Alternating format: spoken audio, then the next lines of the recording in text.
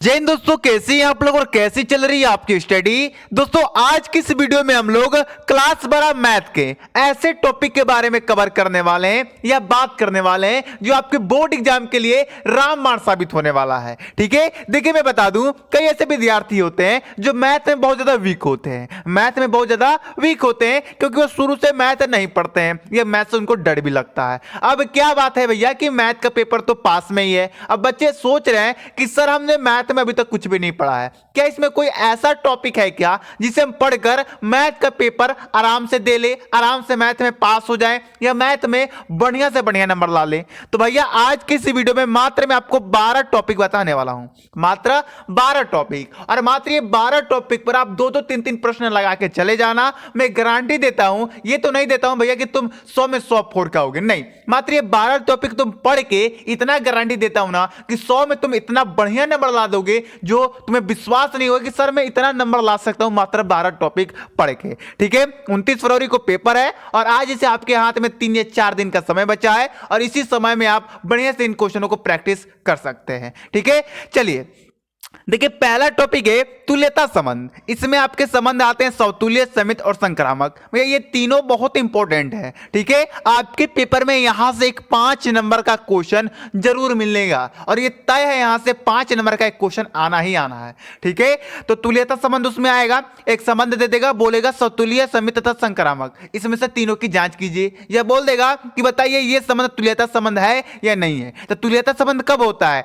जब ये समतुल्य संबंध, समित संबंध और संक्रामक संबंध, जब ये तीनों संबंध होता है ना तभी तुल्यता संबंध होता है। तो तुल्यता संबंध पर आप क्वेश्चन 2-3 लगा के जाना। और ऐसे कल तो सुबह में महा मैराथन क्लास आने वाला है बुक 1 का, तो आप वो भी देख लोगे ना, तो उसमें मैंने ये टॉपिक डीपली से पढ़ा दिया है। ठीक है, चलिए दूसरा एकेकी तथा आच्छादक फलन। यहां से भी आपके पेपर में एक 5 नंबर का क्वेश्चन 100% मिलेगा। 100% 5 नंबर मिल जाए, 3 नंबर मिल जाए और यह एमसीक्यू के रूप में भी मिल सकता है, लेकिन यहां से क्वेश्चन आपके पेपर में देखने के लिए 100% मिलेगा, ये मेरी फुल गारंटी है। आप जब पेपर देख के आना ना तो आप इन 12 टॉपिक में से मिला लेना और मुझे बताना कि यहां से फंसे थे कि नहीं। 100% फंसेंगे मेरे भाई। ठीक है, चलिए तो ये पढ़ लीजिएगा और ये भी तो मैं मैराथन में ही पढ़ा दूंगा। ये सारे 12 के 12 टॉपिक आपके महा मैराथन क्लास में ही कवर हो जाएगा। तो यदि आप बचना चाहते हैं और सब वीडियो देखने से, तो कल सुबह में जो महा मैराथन सुबह में 6 बजे आने वाली है उसे बस आप देख लीजिएगा। ठीक है, प्रतिलोम त्रिकोणमितीय फलन का मुख्य मान निकालने के लिए जो आता है उसे कवर कर लीजिएगा आप। जैसे आता है ना,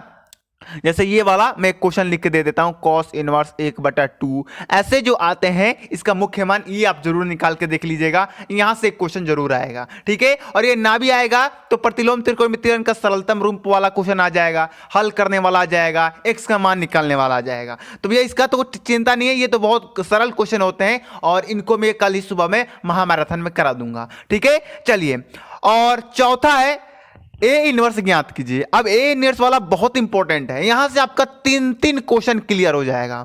एक तो ए इनवर्स में क्या होता है, एडजॉइंट ए का मान निकालिए, इसका सूत्र होता है ए इनवर्स निकालने के लिए आपको एक ए सरणी दे दिया जाएगा, एक ए सरणी दे दिया जाएगा। अब इस सरणी का आप पहले परिणाम निकालिएगा, मॉड ए निकालिएगा, फिर इसका एडजॉइंट ए निकालिएगा, तब जाके ए इनवर्स निकलेगा। तो जब आप एडजॉइंट ए निकालते हैं ना, इसमें आप उप सरणी निकालते हैं, उप सरणानिक निकालते हैं और फिर सहखंड निकालते हैं। क्या निकालते हैं? सहखंड निकालते हैं। फिर यहां से आप सहखंडज बना लेते हैं, यानी कि एडजॉइंट ए बना लेते हैं, खंडज। तो भैया यहां से आप 3 क्वेश्चन सीखेंगे। एक तो भैया देखो यहां से ए इनवर्स वाला तो सीखेंगे ही, उपसरणिक भी निकालना सीख जाएंगे, सहखंड भी निकालना सीख जाएंगे और सहखंडज तो भैया अलग ही बात है। ठीक है, और सहखंडज भी निकल जाएगा, समझ गए। तो यहां ये बहुत इंपॉर्टेंट टॉपिक है, यहां से क्वेश्चन आपके पेपर में 100% मिलेगा। अब ये बहुत इंपॉर्टेंट आता है 5 नंबर, ये आपके पेपर में 8 नंबर का एक क्वेश्चन 100% फिक्स है। ठीक है, 100% फिक्स है, रैखिक समीकरण निकाय को हल करने के लिए आता है आपका 1 मिनट सरणी की विधि से। ठीक है, थोड़ा दिमाग से उतर गया था। जैसे कि आता है ना, x बराबर ए इनवर्स इंटू में बी, ये वाला सूत्र पर, ये रैखिक समीकरण का सूत्र होता है हल करने का। तो ये एक 8 नंबर का क्वेश्चन 100%, 8 नंबर का नहीं तो 5 नंबर का, इन 5 नंबर या 8 नंबर ये दोनों में से एक जरूर आएगा मेरे भाई, आप गारंटी के साथ लिख लेना। सत्यता की जांच करने के लिए इंपॉर्टेंट है, ये आपके पेपर में आएगा। ये 1 नंबर में भी आ सकता है, 2 नंबर में भी आ सकता है, 3 नंबर में भी आ सकता है, 5 नंबर में भी आ सकता है और 8 नंबर में भी आ सकता है। ठीक है, वो अपने हिसाब से बना लेंगे, लेकिन एक क्वेश्चन 100% देखने के लिए मिलेगा। ये जो मैंने टॉपिक लेके आया ना, यहां से से आपको 100% भैया पेपर में क्वेश्चन देखने के लिए मिलेंगे। मैथ एक ऐसा विषय है ना, मानता हूं मैथ थोड़ा सा हार्ड है, मैथ सभी विषयों का राजा है मानता हूं, लेकिन मैथ में जितना फिक्स टॉपिक है ना उतना शायद किसी भी विषय में नहीं है। समझ गए? मैं बताऊं ना, हिंदी से भी फिक्स टॉपिक जो है वो मैथ में है। मैथ में क्या है कि आप फिक्स तो जानते हो कि यही आने वाला है, लेकिन उस पर आपकी पकड़ नहीं बनी होती है, आपकी प्रैक्टिस नहीं होती है, इसके वजह से आपका क्वेश्चन छूट जाता है। ठीक है, तो डरने की बात नहीं है, टेंशन की बात नहीं है। कल महामैराथन आएगी, उसे आप देख के पेपर में चले जाना, 80 तो ऐसे ही 4 क्या होगी आप। ठीक है, चलिए वर्तमान तथा हर्षमान देख लीजिएगा। वर्तमान और हर्षमान, वर्तमान कब होता है भैया? कोई आपको फलन दिया हुआ है, समझा देता हूं भैया जिससे आपको डीपली में जाने की जरूरत ना पड़े। आपको फलन दे दिया जाएगा, कोई भी मानिए कोई भी फलन आपको दे दिया गया। अब इसका एक बार आप वो अवकलन कीजिए, अवकलन करने के बाद जो भी चीज आए ठीक है, फिर इसको आप 0 के बराबर रख के, इसको 0 के बराबर रख के x का मान ज्ञात कीजिए, फिर x का मान उठा के आप इसमें f(x) में रखिए, यानी कि एक बार जो आप अवकलन किए हैं उसमें रखिए। रखने के बाद यदि इसका मान 0 से बड़ा आता है, 0 से बड़ा आता है तो ये वर्धमान होगा, और 0 से छोटा आता है तो ये ह्रस्वमान होगा।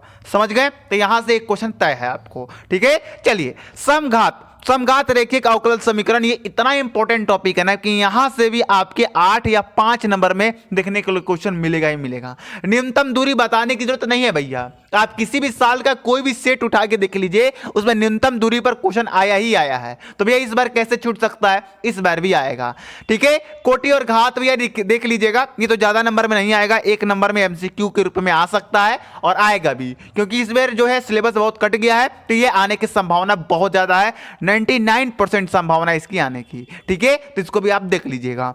दिक कोसाइन तथा अधिक अनुपात, ये भी इंपॉर्टेंट है, इसको भी देख लेना है। और लास्ट नंबर जो आपका 13 नंबर प्रायिकता चैप्टर है, 13 नंबर प्रायिकता चैप्टर है, इसको बढ़िया से आप पढ़ लीजिएगा, मैं यही कहूंगा। अभी 2-3 दिन समय है ना, तो 2-3 दिन समय प्रायिकता चैप्टर को बढ़िया से पढ़ लीजिएगा। इसका जो सूत्र है उसको बढ़िया से आप याद कर लीजिएगा, क्योंकि यहां से आपको बवाल क्वेश्चन देखने के लिए मिलेंगे, और यहां से 100% बहुत सारे क्वेश्चन आपके पेपर में आएंगे। ठीक है, तो आज की वीडियो कैसा लगा आपको कमेंट करके बताने हैं। और भैया एक ही बात कहूंगा, बस आपसे यही निवेदन है आपसे कि वीडियो को लाइक और चैनल को सब्सक्राइब कर लीजिए, क्योंकि ऐसी वीडियो आपको प्रत्येक दिन, और जब तक आपका एग्जाम समाप्त नहीं हो जाता तब तक हम आपके साथ रहेंगे। ठीक है, चलिए मिलते हैं अगली वीडियो में। जय हिंद, जय भारत।